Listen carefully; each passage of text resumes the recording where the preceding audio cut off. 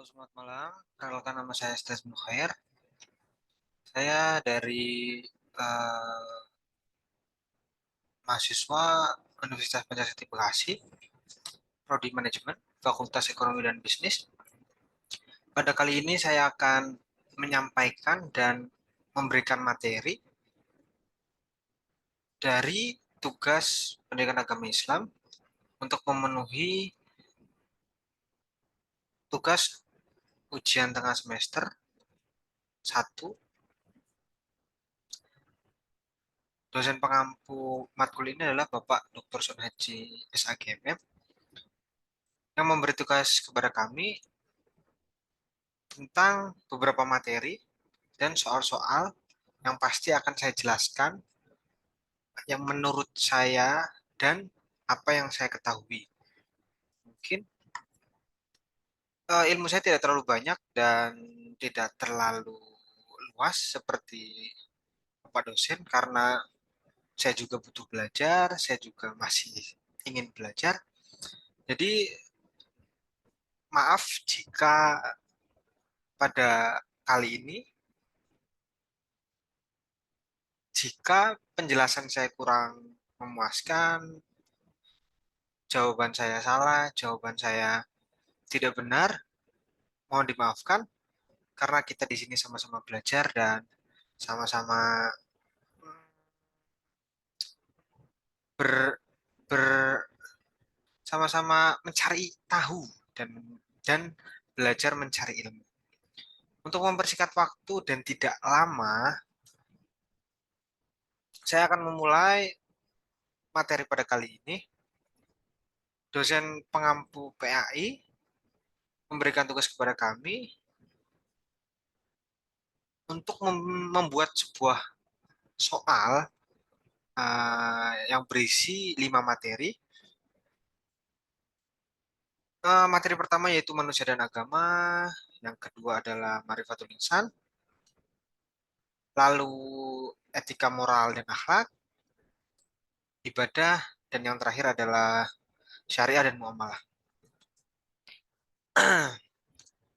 Kita mulai dari materi yang pertama yaitu tentang manusia dan agama. Menurut pengertiannya, manusia adalah sebagai bentuk, salah, manusia adalah makhluk terpercaya dan manusia adalah makhluk yang paling pandai dari makhluk-makhluk Allah yang lain. Jadi manusia itu diciptakan oleh Allah sesempurna mungkin dengan kelebihan yang manusia miliki seperti halnya nafsu, pikiran, dan fisik yang lebih sempurna dari makhluk Allah yang lain. Sedangkan agama adalah sebagai bentuk keyakinan terhadap sesuatu yang maha kuasa menyertai seluruh ruang lingkup kehidupan manusia, baik kehidupan manusia individu maupun kehidupan bermasyarakat, baik kehidupan material maupun kehidupan spiritual, kehidupan duniawi ataupun kehidupan ukhrawi. Jadi agama itu adalah uh, keyakinan manusia untuk menyertakan uh, yang maha kuasa, terutama untuk yang beragama Islam adalah Allah Subhanahu Wa Taala, menyertai Dia Allah ke dalam lingkup hidup kita. Jadi manusia itu harus harus menyertakan Allah ke dalam cerita hidupnya, gitu kan. Jadi kalau semisal manusia tidak menyertakan Allah, kau akan seperti hidup sia-sia. Jadi eh, tidak terarah lah, tidak ada tempat untuk mengadu secara spiritual. Mungkin ada manusia lain untuk mengadu ya. Tapi secara spiritual, kalau kau sudah tahu isi dalamnya itu, isi dalam agama, kau akan tahu bahwa Allah itu benar-benar menyertai kita, benar-benar sangat apa namanya ya, ber- berdampingan dengan kita. Ah, untuk soal yang pertama, mari kita mulai yaitu manusia diciptakan untuk menyembah, ya tentunya untuk agama Islam adalah Allah Subhanahu wa taala.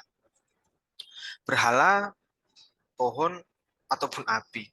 Berhala itu muncul sebelum Nabi Muhammad dan Islam itu datang. Pohon, api, nah kalau api itu bagi mereka para penyembah-penyembah apa ya, kaum-kaum apa saya lupa itu. Yang kedua, apa sebutan agama yang turun dari bumi disebut. Jadi agama itu sebenarnya ada dua. Eh, agama yang turun dari langit dan agama yang turun dari bumi. Agama yang turun dari langit itu adalah agama yang diturunkan melalui wahyu. Jadi ada penyampaian kalau dalam Islam itu malaikat Jibril menyampaikan wahyu kepada Nabi Muhammad SAW, dan melalui wahyu itu terciptalah agama Islam itu. Sedangkan agama yang turun dari bumi itu adalah agama yang diciptakan atas dasar pemikiran manusia itu sendiri. Pemikiran manusia itu sangat luas, jadi dia bisa mengartikan sesuatu, mengartikan pemikiran dia sesuai dengan keinginan dia. Kalau pemikiran dia yang terlalu luas dan dia tidak bisa membatasi pemikiran itu. Lalu Nabi Muhammad, Nabi yang keberapa? Yang pastinya Nabi yang ke-25 ya, Nabi terakhir, dan setelah itu tidak ada nabi-nabi lain.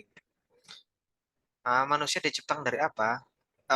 Sebenarnya manusia diciptakan Nabi Adam itu diciptakan dari manusia, dan setelah itu manusia-manusia yang lain diciptakan melalui apa yang disebut itu nutfah atau air mani dari manusia. Jadi nenek moyang kita Nabi Adam itu diciptakannya itu dari tanah. Lalu Hawa diciptakan dari tulang bagian mana? Yang pastinya menurut agama Islam, Hawa itu diciptakan dari tulang rusuk Nabi Adam itu sendiri. Lalu salah satu ciri manusia yang benar adalah makhluk yang paling istimewa tentunya. Seperti yang sudah saya jelaskan di atas tadi, makhluk yang paling istimewa itu kita. Hewan itu ada bentuknya, tapi dia tidak ada pemikirannya, dia hanya punya nafsu doang. Sedangkan jin ataupun iblis, mereka tidak ada bentuknya, mereka itu goib. Mereka punya pemikiran juga, kadang jin malah lebih pintar dari kita. Jadi mereka itu masih berkurang, tidak terlalu sempurna seperti kita. Kita itu ada nafsu, ada pemikiran, ada bentuk, ada fisik. Nah, lalu apa arti dari atin? Atin itu berarti tanah lempung. Nah, tanah lempung itu asal dari Nabi Adam tersebut, bahwa kita diciptakan dari tanah lempung. Lalu yang delapan adalah fitrah manusia yang benar adalah kecuali. Fitrah itu ciri-ciri manusia. Ciri-ciri manusia itu ada akal, nah, pasti kita berpikir, nafsu. Nah, nafsu itu ada dan dinetralisir oleh akal. Jadi kalau nafsu ada tapi tidak ada akal, ya kita akan seperti binatang. Lalu ruh itu ya sebagai kalau kita tidak ada ruh, tubuh kita itu nggak hidup. Nah, lalu buah yang dimakan oleh Adam dan Hawa adalah buah khuldi. Sebenarnya, nah itulah kesalahan manusia yang pertama pada zaman dulu. Adam dan Hawa ter ditipu oleh jin yang menyerupai apa, saya lupa, ular atau apa gitu, atau malaikat. Jadi jin itu menyerupai dan menghasut Hawa untuk memakan buah khuldi. Lalu mereka karena apa namanya, tidak patuh kepada Allah Subhanahu wa taala, jadi mereka diturunkan ke mana? Ke bumi. Padahal mereka udah enak-enak di surga lalu diturunkan ke bumi ya. Yang kesebelah adalah setan. Setan itu diciptakan dari apa? Setan itu diciptakan dari api kalau dalam bahasa Islam. Dahulu setan adalah makhluk yang paling hampir setara dengan malaikat karena dia beribadah juga. Tapi setelah Allah Subhanahu wa taala meminta setan untuk bersujud kepada Nabi Adam, mereka tidak mau karena bagi mereka mereka itu diciptakan lebih mulia karena mereka dari api sedangkan manusia dari tanah. Menurut mereka, tanah itu tidak lebih mulia dari api. Jadi mereka tidak patuh kepada Allah Subhanahu wa taala dan pada saat itu Allah mengutuk nah ya bahasa saya mengutuk lah mengutuk setan uh, dengan mengutuk itu maksudnya karena dia tidak patuh jadi akan memasukkan setan itu ke dalam neraka. Lalu pada materi yang kedua adalah tentang ma'rifatul insan. Ma'rifatul insan mempunyai dua kata yaitu ma'rifat dan insan. Ma'rifat berarti mengenal, sedangkan insan berarti manusia atau diri sendiri. Jadi ma'rifatul insan dapat diartikan mengenali diri sendiri secara istilah. Nah, secara istilah ma'rifatul insan sendiri merupakan suatu proses mengenali dan memahami penciptaan manusia oleh Allah Subhanahu wa taala. Yang mana manusia merupakan makhluk yang paling sempurna di antara makhluk lainnya. Terdiri dari fisik, ruh, akal, ya kan? Ketiga unsur tersebut hendaknya ya kita harus bersyukur lah karena kita lebih sempurna dari mereka, dari makhluk-makhluk Allah yang lain. Eh, Tadi sudah kita jelaskan apa arti dari ma'rifatul insan. Jadi eh, kata ma'rifat dan insan itu artinya apa? Bukan secara istilahnya ya. Ma'rifatul insan itu di sini berarti hakikat manusia atau mengenal manusia lah. Yang kedua adalah apa arti al-mukarram? Al-mukarram adalah berarti itu mulia. Karim, Karim itu artinya mulia. Kayak Ramadan Karim, terus Karim Benzema pastinya itu Benzema yang mulia itu.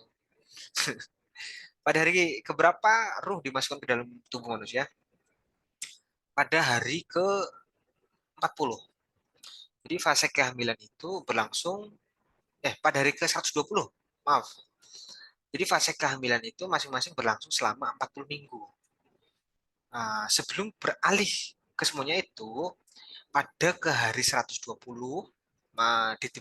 ditiupkannya ruh ke dalam jasad bayi. Jadi ruh rezeki, nah, ruh rezeki dan lainnya itu ruh itu diturunkan di hari ke-20. Pada hari keberapa rezeki, ajal, amal, dan bahagia manusia ditentukan. Itu pada hari ke-40 ya. Jadi setelah hari ke-40, jadi semua rezeki, ajal kita, amal kita yang akan kita laksanakan di dunia itu sudah ditakdirkan oleh Allah. Jadi dirimu tidak bisa mengubah takdir Allah kecuali dirimu mau berubah, tapi itu tetap dengan kehendaknya Allah. Tapi pada intinya cerita-cerita yang inti itu sudah ditentukan oleh Allah kita akhirnya mati seperti apa, kita nanti hidupnya seperti apa, rezekinya seperti apa itu sudah ditentukan dari awal. Yang kelima, pindah ke alam mana manusia setelah kematian, alam barzah atau alam kubur. Alam barzah itu kita di situ sendirian. Sepengetahuan saya, kalau kita muslim taat, kita akan merasa cepat dikubur, tahu-tahu kita udah kiamat aja. Jadi kita ngerasain cepat. Tapi kalau kita yang kufur ataupun bermaksiat ataupun tidak rajin ibadah lah, kita akan ngerasa lama di alam kubur karena di situ kita akan disiksa dulu di kubur yang namanya siksa kubur itu. Yang keenam, dikumpulkan di mana manusia saat pengadilan akhirat, yaitu di padang mahsyar. Di padang mahsyar itu kita dalam kondisi bertelanjang. Jadi full telanjang dari atas sampai bawah tidak ada satu helai pun, satu helai kain pun. Kita di situ tidak sadar, maksudnya kita tidak mikir, kita telanjang, kita malu enggak, kita hanya memikirkan bagaimana nanti kita akan masuk ke neraka atau ke surga, kita akan kemana, kita hanya memikirkan nasib kita hanya memikirkan nasib kita sendiri, tidak memikirkan apa yang terjadi terhadap tubuh kita. uh, Loh, ini kok ada arti ada contoh lagi nih ya. Nah, ada soal lagi. Jadi ini kayak pengulangan deh. Nah, yang ke-8, tujuan manusia diciptakan Allah Subhanahu wa taala ya yaitu menjadi khilafah. Jadi manusia itu diciptakan oleh Allah Subhanahu wa taala itu untuk menjadi khilafah, itu pemimpin di bumi. Pemimpin ya, ya sebenarnya manusia itu bisa menjadi pemimpin ya. Yaitu manusia itu mewakili bumi lah. Terus keimanan yang teguh dan bersifat pasti kepada Allah disebut tauhid. Tauhid itu apa namanya? Tauhid itu ya keimanan kita yang sudah yang harus kita tanamkan. Tauhid kita, keimanan kita lah, minimal ada tauhid se, se, sebesar biji zarah tauhid itu ada, kita akan dipastikan masuk surga. Dalam konsep apakah fungsi manusia sebagai makhluk sosial? Dalam konsep Anas, jadi kita itu manusia harus bersosialisasi kepada manusia-manusia lain. Lalu materi yang ketiga adalah etika, moral, dan akhlak. Arti dari etika, moral, dan akhlak adalah satu dulu ya. Etika adalah sebuah tatanan perilaku berdasarkan suatu sistem tata nilai suatu masyarakat tertentu.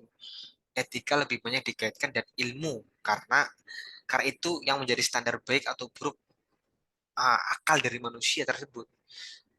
Uh, Sedangkan moral berasal dari bahasa Latin, mores yang berarti adat kebiasaan. Moral selalu dikaitkan dengan ajaran baik buruk yang diterima umum atau masyarakat. Karena itu adat istiadat menjadi standar dalam penentuan baik dan buruknya suatu perbuatan. Jadi uh, kita di adat mana? Misal saya nih adat Jawa nih, ya pasti saya akan mengikuti bagaimana adat-adat Jawa itu berkembang. Saya berkumpul dengan orang-orang mana nih? Ya, saya akan mengikuti bagaimana adat-adat orang-orang tersebut. Lalu akhlak. Akhlak itu berasal dari kata khuluk yang artinya perangai atau tabiat. Dan dalam Kamus Besar Bahasa Indonesia, kata akhlak itu berarti budi pekerti atau kelakuan. Jadi ya, akhlak itu tentang bagaimana kita menyerap dari moral dan etika tersebut. Jadi ketika kita bisa menyerap moral dan etika dengan baik, maka kita maka kita kemungkinan besar akan berakhlak baik. Nah, untuk soalnya dan jawabannya itu apa arti dari akhlak itu? Akhlak itu tabiat itu tadi sudah kita jelaskan. Tabiat-tabiat seorang manusia.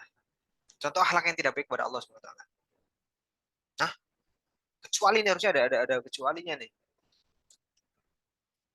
Eh Berarti yang baik ya ibadah pasti kita harus tetap beribadah kepada Allah Subhanahu wa taala. Yang ketiga, akhlak yang baik kepada manusia disebut akhlakun nas. Ini bahasa Arab sebenarnya. Contoh hal terpuji kepada diri sendiri, bersyukur. Jadi ketika nikmat itu datang kepada kita, kita harus ada rasa syukur lah, rasa untuk kalau dalam bahasa Islam itu minimal alhamdulillah. Jadi alhamdulillah ke atas nikmat yang sudah turun kepada kita. Yang kelima, tasawuf adalah mendekatkan diri kepada Allah SWT. Jadi dalam ilmu tasawuf itu kita mendekatkan diri kepada Allah dan mengenal Allah lebih dalam. Berikan contoh tasawuf kecuali ya bagaimana kita mengenal Allah itu lewat apa? Ya, kan? Ya pasti zikir, memuji, melaksanakan sunnah dan bertawakal kepada Allah tentunya. Jadi di sini syirik itu tidak termasuk contoh tasawuf. Yang ketujuh adalah bacaan alhamdulillah disebut tahmid. Ini belajar SD nih ya. Yang delapan, dalam Islam menyekutukan Allah disebut syirik. Jadi syirik itu adalah menyekutukan Allah. Jadi kita menyembah selain Allah. Jadi itu tidak boleh. Itu salah satu dosa terbesar itu syirik. Yang sembilan, yang sembilan itu contoh hal terpuji sama manusia kecuali. Wah ini berarti hal yang terpuji nih ya. Hal yang tidak terpuji itu mengumpat-mengumpat itu kayak ngomongin apa? Ngomongnya jelek-jelek, ngomongin orang ngegosip. Nah itu salah satu mengumpat itu hal-hal yang tidak terpuji sama manusia itu. Harusnya kita itu berbicara baik kepada manusia yang lain, harus saling saling menutupi aib-aib orang lain. Harusnya seperti itu. Meskipun kadang ya saya kurang apa namanya tidak melaksanakan itu. Kadang ya saya suka gosip seperti sarapan lah bagi manusia itu. Yang dinilai oleh Allah dari manusia adalah takwa. Jadi Allah itu menilai manusia itu di setiap individu. Jadi ketakwaan itu kan hanya ada di dalam hati kan. Jadi Allah itu tidak menilai satu orang itu terhadap kaumnya. Misal kamu di kaum NU atau kaum Muhammadiyah. Oh, kamu kaum NU nih.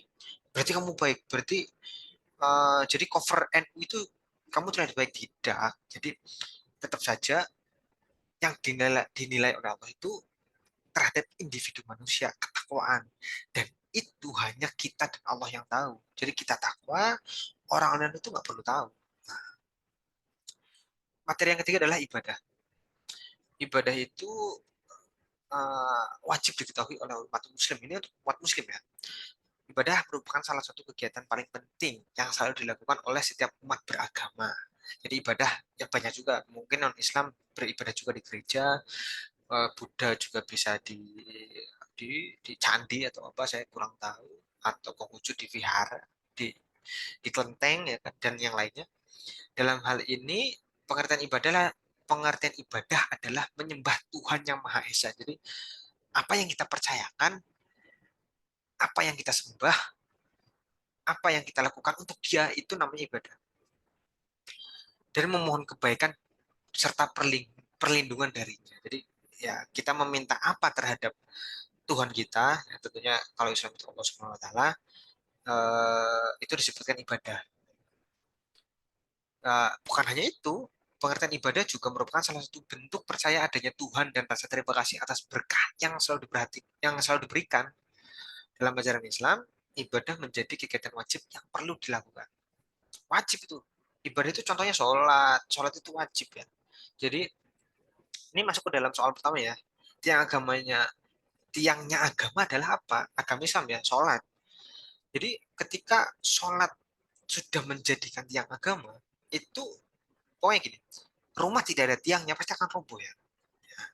Ketika kau tidak bisa melaksanakan sholat, berarti bisa diartikan bahwa dirimu itu rubuh seperti halnya rumah yang tidak ada tiang. Nggak apa-apa nggak melaksanakan haji, nggak apa-apa nggak melaksanakan kurban, atau zikir, atau zakat, atau yang lainnya. Nggak apa-apa, asalkan kita sholat. Karena nilai penghisapan penghisapan besok kita di akhirat itu yang pertama itu sholat. Dan yang lain-lain seperti berzikir, haji itu sebagai nilai plus kita bahwa eh, kita ingin menyempurnakan Islam lebih dalam. Tapi pada intinya tiangnya agama Islam itu adalah sholat. Jadi jika tidak ingin rumah kita rubuh, maka dirikanlah sholat. Yang kedua adalah berapa jumlah rakaat sholat dalam satu hari. Ya kalau kita bisa hitung ya, maghrib, isya 4, maghrib 3, subuh 2, duhur asar 4 itu berjumlah 17. Rukun iman itu berjumlah 6. 6 itu seperti, ya saya tidak bisa menyebutkan satu persatu, hanya akan memperlama waktu ya. 4. Waktu yang utama untuk melakukan zakat fitrah adalah, jadi waktu yang utama adalah pada akhir Ramadan. Yang saya tahu kayaknya zakat fitrah itu bisa dilakukan pada saat Ramadan dan berakhir sebelum sholat Idul Fitri. Jadi setelah sholat Idul Fitri itu sudah tidak bisa lagi. Pokoknya kita sebelum sholat Idul Fitri nih, misal lagi khotbah sholat Idul Fitri, ya kan? Lagi khotbah. Ini kita masih bisa ngasih nih, masih bisa ngasih zakat fitrah paginya. Misal sholat Idul Fitri jam 7, kita jam 6 ngasih zakat fitrah. Nah, zakat fitrah kita masih diterima, tapi setelah sudah melaksanakan sholat Idul Fitri, itu zakat fitrah kita hitungannya hanya sodako.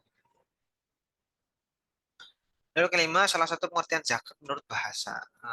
Zakat itu menurut bahasa ada mensucikan. Jadi zakat itu mensucikan harta kita. Jadi ada zakat mal, zakat, apalagi pokoknya yang satu itu zakat mal. Ya. Zakat mal itu mensucikan harta kita. Mensucikan sebagian harta, contohnya zakat harta itu 2,5%. Misal penghasilan kita setahun itu 100 juta lah. Jadi zakat kita itu 2,5 juta. Itu per tahun ya. Jadi ngulang-ulang terus. Semakin nambah gaji ya, itu aja 2,5% itu. Lalu yang keenam adalah melaksanakan ibadah haji melakukan rukun Islam yang kelima. Jadi itu sebenarnya itu hanya untuk yang mampu saja ya. Jadi kalau kita tidak mampu, terpenting adalah kita sholat dulu lah. Kalau kita udah mampu baru kita haji. Tapi Allah tidak memaksa, itu hanya bagi orang yang mampu secara mental, secara fisik, secara kesehatan itu kalau mereka mampu itu diharuskan. Berikut ini yang tidak termasuk kepada syarat wajib haji. Tidak termasuk ya, merdeka. Jadi bisa saja seorang budak ataupun apa namanya ya, kalau zaman dulu budak ya, budak itu bisa saja melaksanakan haji kalau dia meminta izin kepada tuannya bisa. Terus yang di bawah, yang 8 di bawah ini yang termasuk syarat puasa adalah balik. Jadi kalau kita sudah balik, kalau dalam agama itu laki-laki itu batasnya itu di mandi besar, di mimpi basah, dan di wanita itu di hari pertama haid. Setelah itu kita diwajibkan puasa. Laki-laki juga seperti itu, setelah kita mimpi basah itu kan sudah mulai balik, itu kita sudah diwajibkan untuk berpuasa. 9, puasa dapat bermanfaat bagi kesehatan. Ah ya, pasti karena puasa itu menurut penelitian itu sangat bermanfaat bagi kesehatan kita. Jadi jika kalian ingin terbebas dari penyakit ataupun sehat lah ya, kita itu harus berpuasa. Contoh seperti uh, apa namanya ya, ada laki-laki tidak bisa menahan nafsunya, salah satu untuk menahannya itu dengan berpuasa. Yang bagi yang jomblo-jomblo ya, ataupun yang bersuami istri, misal istrinya lagi head nih lama seminggu lebih, kemungkinan dia tidak nggak bisa nahan nih. Kan dalam Islam kan onan itu kan tidak boleh kan, jadi kita diharuskan untuk berpuasa. Waktu berbuka puasa adalah matahari terbenam. Jadi waktu pula puasa itu dimulai pada sehabis, jadi waktu berakhirnya itu di pas ajan itu udah berakhir, buka puasa sahurnya nih udah selesai nih sahur, ajan baru kita udah mulai puasa nih, dan kita mulai berbuka itu setelah azan maghrib, nah baru tuh bisa buka puasa. Nah, lalu yang keempat adalah, yang kelima ya, yang kelima adalah syariah dan muamalah. Secara etimologi atau istilah ya, menurut Abdurrahman pada tahun 1991, pengertian syariah adalah sumber air yang dituju atau didatangi untuk minum. Penjelasan arti syariah ini secara etimologi bisa diketahui dalam Quran surat Al-Anbiya ayat 21 sampai 30. Surat Quran surat Al-Anbiya ayat 30 yang artinya, dan apakah orang-orang kafir tidak mengetahui bahwasanya langit dan bumi itu keduanya dahulu adalah suatu yang baru, kemudian kami pisahkan antara keduanya, dan dari air kami jadikan segala sesuatu yang hidup, maka mengapakah mereka tiada juga beriman. Untuk orang Arab selanjutnya mengartikan syariah sebagai jalan lurus. Jadi syariah itu uh, bisa dikatakan, ini masuk ke soal nomor 1 ya. Apa arti dari syariat? Syariat itu hukum dan aturan untuk menuju sumber air tersebut. Jadi eh, kita mau ke arah mana nih? Misal ke arah takwa. Jadi kita harus ngikutin syariat tersebut. Misal syariat Islam itu kita harus beribadah dan sholat. Nah itu prosesnya tuh di situ tuh. Syariat itu hukumnya kan, hukum dan aturannya. Untuk menuju ke situ itu syariat. Nah, hukum dan aturan. Yang kedua, kata yang menurut bahasa memiliki arti pengetahuan adalah ma'rifat. Jadi ada dalam tingkatan tertinggi seseorang itu, dia dia itu bisa ma'rifat. Ma'rifat itu dia bisa mengenal Allah dan mengenal dirinya sendiri. Lalu yang ketiga, batasan aurat perempuan adalah seluruh tubuh kecuali wajah dan telapak tangan. Jadi banyak wanita-wanita bergamis kalau cadar itu banyak juga yang apa namanya, berpikir, bukan berpikiran sih, mengartikan bahwa uh, sebenarnya boleh-boleh saja bercadar, tidak dilarang dan tidak disunahkan juga. Cadar cadar itu hanya adat dari Arab dulu untuk menghindari dari debu-debu. Debu-debu kan di Arab kan padang pasir kan, pasti banyak debunya. Yang keempat, ketika Anda berpakaian, maka mulainya dengan bagian tubuh sebelah yang disunat. Pokoknya kalau kita mau pakai itu kita mulai dari sebelah kanan. Kalau kita mau mencopot, kita eh, kita keluarkannya itu lewat jalur sebelah kiri. Kita masuk ke kamar mandi yang jelek ya. Itu pakai kaki kiri. Pokoknya sesuatu yang baik itu dimulainya dengan kanan ya. Sesuatu yang baik. Sesuatu yang baik dimulai dari kanan. Nah, itu. Sesuatu yang buruk dimulai dari kiri, diakhiri kanan. Sesuatu yang baik diakhiri kanan, diawali kanan, diakhiri kiri. Yang kelima, bagian tubuh yang tidak boleh diperlihatkan menurut ajaran Islam disebut aurat. Aurat itu ini nanti ke bawah lagi ya. Batasan aurat laki-laki adalah dari pusat sampai lutut. Pusat itu pusar ya, pusar sampai lutut. Jadi kalau pusat pusar kita dan lutut kita tertutup, itu kita bisa bisa melaksanakan sholat, bisa. Sebenarnya kita bisa melaksanakan sholat dalam keadaan bugil, telanjang, bisa itu sebenarnya. Kalau emang kita sudah benar-benar tidak punya baju, kita tidak punya penutup apapun ya. Misal kita hidupnya dipasang padang pasir ya kan, atau kita dibuang oleh apa gitu kan. Tahu kita pas bangun di padang pasir dalam keadaan bugil, telanjang, kita boleh beribadah sholat dengan keadaan telanjang asalkan kita berada di dalam ruangan yang tertutup dan gelap. Jadi kita tidak bisa melihat apapun, kita tidak bisa melihat diri kita sendiri. Jadi boleh. Nah, tapi kalau misal kita punya minimal minimal kita bisa melaksanakan sholat itu dengan menutupi bagian pusar sampai lutut. Itu untuk laki-laki ya. Yang ketiga, meminjam uang atau barang dengan syarat ada keuntungan bagi yang meminjam disebut riba kordi. Nah, ini kurang tahu nih. Mungkin nanti materi-materi selanjutnya bisa Bapak dosen jelaskan. Saya di sini hanya uh, mencari tentang isi dari materi ini tentang apa syariah dan muamalah.